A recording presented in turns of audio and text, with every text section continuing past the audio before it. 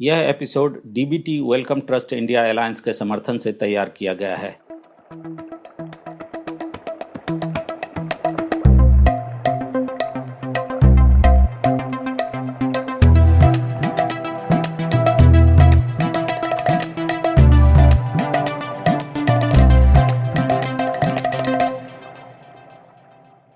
Nature India podcast में आपका स्वागत है। मैं हूं आपकी होस्ट शुभ्रा प्रियदर्शिनी। आपने शायद ये कहे जाते हुए सुना ही होगा कि आप या तो दाएं मस्तिष्क वाले हैं या बाएं मस्तिष्क वाले हैं। आप या तो कल्पनाशील हैं, अंतर्ज्ञानी हैं और रचनात्मक हैं, या फिर गणित और तर्क से प्रेरित हैं।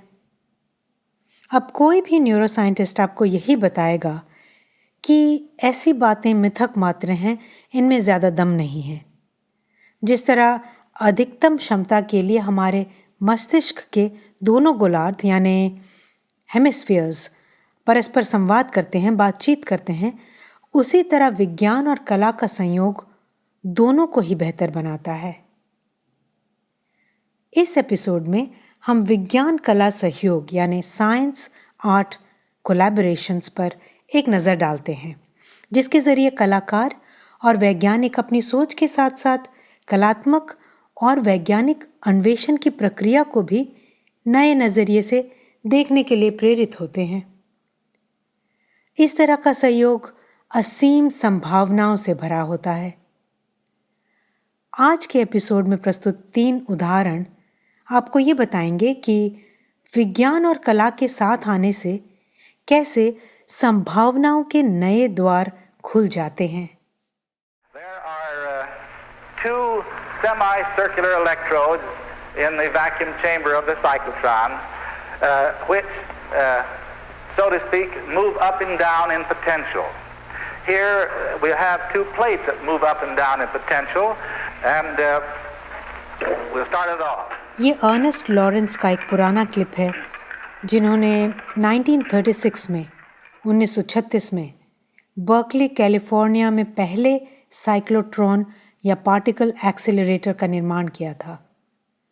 इसे हमने लिया है फिल्मकार जानवी फाल्के द्वारा निर्देशित बेहतरीन साइंस डॉक्यूमेंट्री साइक्लोट्रॉन से। तो एक बात मेरे रिसर्च के समय मुझे पता चली, वो जब मैं ये वैज्ञानिक लैब असिस्टेंट्स और उनके जो टेक्नीशियंस होते हैं, लैब टेक्नीशियंस, उनके साथ बात करते हुए मुझे पता चला कि चंडीगढ़ में या भारत में दुनिया का सबसे पुराना लेकिन काम करता हुआ एटम स्मैशर जिसे कहते हैं या साइक्लोट्रॉन वो है। और ये चीज काफी वैज्ञानिकों को नहीं पता थी। मतलब जो एक्सपेरिमेंटल न्यूक्लियर फिजिक्स करते हैं उनको काफी हद तक पता था, मगर काफी लोगों को भारत में या बाहर भी ये बात पता नहीं थी।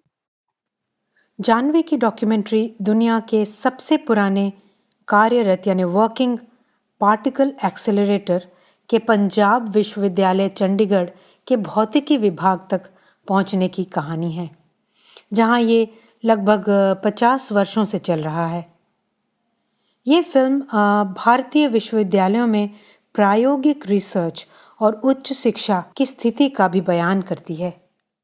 अभिलेखागारों को उस सीरियसनेस से नहीं लेते हैं जितना शायद लेना चाहिए।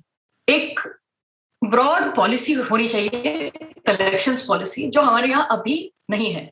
ऐसा नहीं है कि कुछ भी नहीं है, मगर 1927 के बाद कलेक्शंस पॉलिसी में काफी कमियां रह गई है, जिसकी वजह से सिर्फ विज्ञान ही नहीं मगर बाकी एरियाज में भी हमारा डॉक्यूमेंटेशन या आर्काइविंग या अभिलेखागारों का बनाना काफी कम पड़ा है। और वही एक वजह है कि ये जो इंटरजेनरेशनल कॉन्वर्सेशन जिसको हम कहते हैं कि एक जनरेशन दूसरे जनरेशन के साथ अपना एक्सपीरियंस शेयर करे, कि बात करे कि भाई हमने ये क्यों किया था, हमने वो क्यों किया था, ये क्यों होना चाहिए, ये क्यों ऐसा है, ये चीजें होती नहीं है। ये सच है कि आज़ादी के बाद से भारत ने विज्ञान के अनेक क्षेत्रों में महत्वपूर्ण प्रगति की है, लेकिन विज्ञान अभिलेखागार यानी आर्काइव्स के मामले में और मौखिक इतिहास को संजोने को लेकर हमारा प्रदर्शन उतना अच्छा नहीं है। लंबे समय से आर्काइविंग के काम को केवल इतिहासकारों से जोड़कर देखा जाता रहा है। मानो वैज्ञानिक भविष्य की खिड़कियां खोलने में शायद इतने व्यस्त हैं कि उन्हें अतीत में झांकने की फुर्सत नहीं है। विज्ञान के इतिहासकार के तौर पर जानवी फाल्के इस स्थिति को बदलने की कोशिश कर रही हैं कि हमारे अतीत में जो हमने डिसीजंस लिए थे उनके इफेक्ट्स या उनका प्रभाव हम आज भी देख पाते हैं। तो उस प्रभाव को समझने के लिए, हमारे आज की स्थिति को समझने के लिए अतीत में की गई चीजें या की गई बातें हमें समझना बहुत जरूरी है। और इसीलिए अभिलेखाघर जो है, जहां हम डॉक्यूमेंट्स रखते हैं ताकि इतिहास जो लिखना चाहते हैं वो जाके वहां पर इन डॉक्यूमेंट्स को देखकर पता कर पाए कि चीजें हुई तो क्यों हुई और हुई तो कैसे हुई। ये सुनकर अच्छा लगा। जहाँ तक जानवी की बात है तो वो क्राउड सोर्सिंग के माध्यम से रिकलेक्ट नामक एक उम्दा प्रोजेक्ट पर काम कर रही हैं, जहाँ भारत के वैज्ञानिक अभिलेखागार में योगदान करने का इच्छुक कोई भी व्यक्ति वैज्ञानिकों का साक्षात्कार कर सकता है और उनकी स्मृतियों को रिकॉर्ड कर सकता है। आइए अब हम विषय परिवर्तन करते हुए ये देखने की कोशिश करते हैं कि विज्ञान जगत और संगीत की दुनिया का मेल क्या कमाल कर सकता है। ऐसे वैज्ञानिकों की एक लंबी परंपरा रही है जो कि कुशल संगीतकार भी थे। आपको मैक्स प्लैंक या एल्बर्ट आइंस्टाइन या भारत के अपने अब्दुल कलाम का नाम याद आ सकता है। आइए अब ऐसे ही एक वैज्ञानिक देबोज्योति चक्रवर्ती का अनुभव सुनते हैं। मेरा नाम देबोज्योति चक्रवर्ती है और मैं दिल्ली में स्थित CSIR institute of genomics and integrative biology institute में साइंटिस्ट हूँ। इसके अलावा मेरा एक पैशन भी है जिसको मैं बहुत दिनों से परस्यू किया हूँ, almost as a amateur musician, वो है सितार वादन। मुझे शास्त्रीय संगीत में मुझे शिक्षा दिया गया है काफ़ी दिनों से, करीब 25 साल मैं इस चीज़ का चर्चा किया हूँ और मैं इस चीज़ पे देश विदेश में भी कुछ जगहों पे मैंने बजाया है। जो रेडियो, टीवी, ये सब मीडिया में भी मैं परफॉर्म किया है और कॉन्सर्ट्स में भी।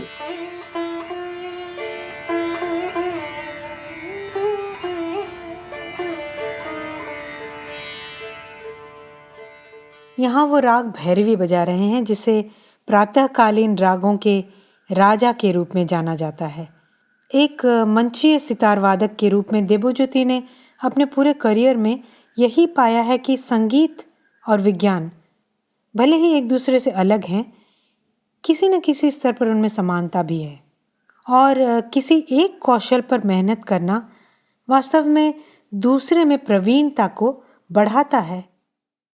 किसी को लग सकता है कि दो बहुत अलग चीज है, यानी कि विज्ञान की जांच, रिसर्चर की जो लाइफ है और एक जो संगीत के जो स्टूडेंट है, हम लोग संगीत वादक है, वो भी एक अलग सा लाइन है।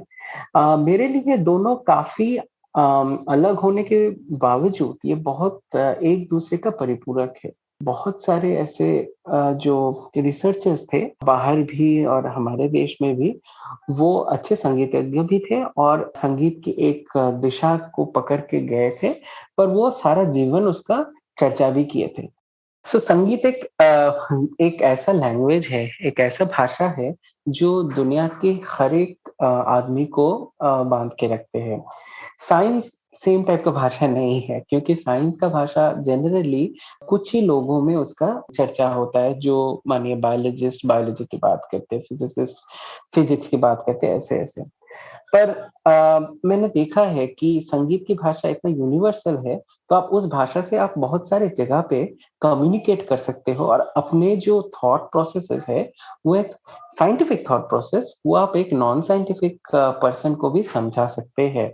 संगीत की सीखने की वजह से जो जो चीजों का ऑटोमेटिक हमें रियलाइजेशन होता है, एक होता है कि कोई भी कॉम्पोजिशन को ज्यादा से ज्यादा हम उसका अगर अभ्यास करते हैं, जो प्रैक्टिस या रियाज़ बोलते हैं, वो करने से हमारी जो मेंटल फैकल्टीज़ यानी कि हमारी सोचने का शक्ति, हमें एनालिटिकली देखने का शक्ति, साइंटिफिकली इस पे रिसर्च हुआ है, देखा जाता है कि प्रैक्टिस करने से हमारे जो न्यूरॉन्स है वो और भी ज़्यादा बेहतर डेवलप होते हैं, उसके मायलिनेशन की चीज़ में उसका बेटर होता है।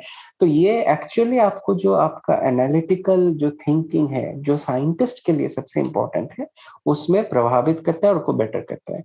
इसलिए संगीत सीखना साथ-साथ में और संगीत का चर्चा करना मुझे साइंस को परस्यू करने में भी काफ़ी सहायता किया है। इतना ही नहीं, देवज्योति का खुद का उदाहरण ये दिखाता है कि विज्ञान और कला के बीच सहयोग कैसे वैज्ञानिकों के बीच, पूर्व और पश्चिम के बीच अंतर्राष्ट्रीय सहयोग का रूप ले सकता है। मैं जब ड्रेसडेन में जर्मनी में अपना पीएचडी और पोस्ट डॉक कर रहा था, तो मुझे एक अपॉर्चुनिटी मिला था वहाँ की जो मैथमेटिक्स फैकल्टी है टेक्निकल यूनिवर्सिटी ड्रेसडेन, वहाँ के रिसर्चर साइंटिस्ट के साथ मिलके कुछ काम करने का, जिसमें हम इंडियन म्यूजिक यानी कि भारतीय शास्त्रीय संगीत, नॉर्थ इंडियन म्यूजिक को मैथमेटिकली मॉडल करने का हमने कोशिश किया था। बेशक पूर्वी और पश्चिमी शास्त्रीय संगीत की व्याख्या का ढंग एक दूसरे से बहुत अलग है। ये अंतर स्वरांकन या नोटेशन की दृष्टि से तो है ही, इसलिए भी है कि रागों से अलग-अलग मनोदशाओं की अभिव्यक्ति की विशेषता के कारण संगीत की भारतीय शैली बिल्कुल अनूठी है। वैसे तो ये जो अटेम्प्ट है ये नया नहीं है, इसमें हमारे पहले भी लोग इस पे जुड़े थे और काम किए थे। पर इस बार हम ये कोशिश कर रहे थे कि जो हमारे ठाट बेस्ड क्लासिफिकेशन है, जो 10 ठाट है हमारे नॉर्थ इंडियन म्यूजिक में, ये ठाट बेस्ड क्लासिफिकेशन में रागा को कैसे हम चुनते हैं एक-एक ठाट में डालने के लिए, उसको हम मैथमेटिकली मॉडल कर सकते हैं क्या?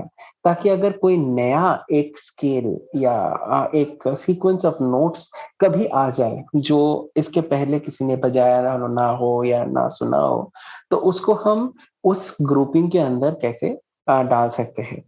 मेरा रोल मोस्टली होता था ये रागा को बजा के उनके लिए रिकॉर्ड करके इंडियन क्लासिकल म्यूजिक का जो स्पेसिफिक एस्पेक्ट्स है, जैसे वो रागा किस टाइम का है, वो रागा का सबसे इम्पोर्टेंट नोट क्या है, किस नोट पे ज्यादा उसमें ठहराव है, ये सब चीजें उनको एक्सप्लेन करना, और जो वहाँ के मैथमेटिशियंस और जो वहाँ के साइंटिस्ट थे, वो लोग उसको मॉडल करने का कोशिश करते थे।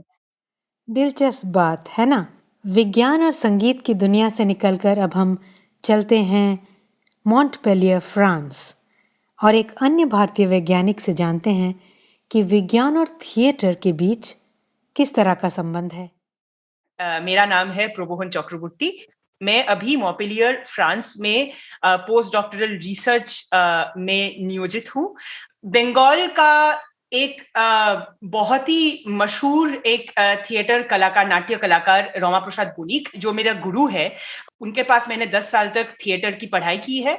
इसके साथ साथ म्यूजिकल थिएटर मैं सीखा हूँ राजा भट्टाचार्य से, और इसके बाद बेंगलुरु में आके मुझे थिएटर साइंस, थिएटर को यूज करके कैसे विज्ञान के बारे में बताया जाए, इसका ट्रेनिंग मैंने थोड़ा सा लिया है जेफ पियर के साथ, जो स्कॉटलैंड के एक मशहूर थिएटर डायरेक्टर थे। प्रबोहन कहते हैं कि थिएटर से उन्होंने कथा प्रस्तुति या स्टोरी टेलिंग के महत्व को जाना, जो कि विज्ञान के क्षेत्र पर भी लागू होता है। इसी तरह थिएटर भी जटिल वैज्ञानिक विचारों को आम लोगों तक पहुंचाने का माध्यम हो सकता है। उन्होंने कुछ साल पहले की एक बात बताई, जब उन्होंने एक बाघ और एक बच्चे के बीच दुर्भाग्यपूर्ण भिड़ंत के बारे में एक संगीत नाटिका प्रस्तुत की थी। शो खत्म होने के बाद उन्होंने ये पाया कि दर्शक मानव गतिविधियों के कारण वन्य जीवों के हैबिटेट लॉस और पारिस्थितिक तंत्र के संकट जैसे इकोलॉजी से जुड़ी हुई बातों पर चर्चा कर रहे थे। हालांकि अपने नाटक में उन्होंने एक बार भी इस बात का जिक्र नहीं किया था।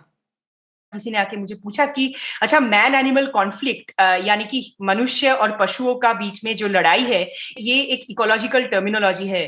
तो इसके बारे में मैंने सुना था, मैंने पढ़ा था, बट अभी मुझे असलियत में समझ में आया। ऐसे प्रश्नों को सामने लाने के लिए आई थिंक नाटक के माध्यम में विज्ञान के बारे में बात करना एक बहुत जरूरी कौशल, एक बहुत जरूरी स्ट्रैटेजी है। ये दिलचस्प बात है कि सितार वादन के कार्यक्रम या नाटक प्रस्तुति जैसे बिल्कुल असंबद्ध मौकों पर भी कैसे लोग उन सिद्धांतों के बारे में जानकारी पा सकते हैं जो आमतौर पर प्रयोगशालाओं या प्रायोगिक अध्ययनों से जुड़े विषय माने जाते हैं। और इस तरह के अनुभव स्वयं वैज्ञानिकों को भी दोनों क्षेत्रों के बीच अटूट संबंधों के बारे में अधिक जागरूक बनाते हैं। उदाहरण के लिए, जब कोई न्यूरोसाइंटिस्ट स्टेज पर घबराहट या स्टेज फ्राइट का अनुभव करता है। अभिनय के टाइम पे मंच में प्रवेश करने के पहले जब हम विंग्स में खड़े रहते हैं, तब एक बहुत टेंशन, एक बहुत स्ट्रेस काम करता रहता है अंदर। लगता है कि पता नहीं इतने सारे अनजान लोग ऑडियंस में बैठे हैं, पता नहीं मतलब कैसे मैं उनको जाके फेस करूं। ऐसे एक बहुत ही अनजान एक एनवायरनमेंट है जब हम विंग से निकाल के स्टेज में प्रवेश करते हैं, इतने सारे लाइट के नीचे, इतने सारे लोगों के सामने। तो इसको हम कभी कभी कहते हैं स्टेज फ्राइट, यानी स्टेज में उठने का, स्टेज में बात करने का या परफॉर्म करने का भय। मैं तो हर बार फेस करता हूँ जब भी मैं स्टेज पे जाता हूँ। अगर मैं वो सेम नाटक मैंने पहले भी किया है या फिर मैं पहला बार कर रहा हूँ, जो भी हो, हमेशा मुझे स्टेज फ्राइट होता है। कुछ ग्लैंड्स होते हैं, अंश होते हैं शरीर के, जैसे hypothalamus, pituitary gland, adrenal gland. ये एक के बाद एक फंक्शन करके एक हार्मोन निकलता है एड्रिनल ग्लैंड से, जिसको हम इंग्लिश में बोलते हैं ग्लूकोकॉर्टिकॉइड। और ये ग्लूकोकॉर्टिकॉइड हम बोलते हैं स्ट्रेस हार्मोन, क्योंकि जब भी हम स्ट्रेस को फेस करते हैं तभी ये ग्लूकोकॉर्टिकॉइड्स बढ़ जाता है। अभी ये ग्लूकोकॉर्टिकॉइड्स बढ़ने से क्या होता है, ये थोड़ा सा हार्ट बीट बढ़ जाता है, थोड़ा सा लगता है कि जो स्ट्रेस के लिए हम लोग जैसे एक्सपीरियंस करते हैं वो सारे एक्सपीरियंसेस होता है। बट जब ये स्ट्रेस चला जाता है तब ये ग्लूकोकॉर्टिकॉइड्स हाइपोथैलेमस को बोलता है अब तू चुप हो जा, क्योंकि स्ट्रेस चला गया। तो इसीलिए क्या होता है कि पूरा जो हाइपोथैलेमस, पिट्यूटरी, एड्रिनल ग्लैंड, ये फिर स्विच ऑफ हो जाता है। तो ये स्विच ऑफ होने के बाद ये शरीर का जो संतुलन है, जो स्थिति है, ये फिर से वापस आ जाता है और स्ट्रेस आता है, स्ट्रेस जाता है और हम सही सलामत रहते हैं। रंगमंच के क्षेत्र में अपने अनुभव के साथ प्रबोहन अच्छी तरह से जानते हैं कि घबराहट के ऐसे पलों पर कैसे काबू पाया जा सकता है।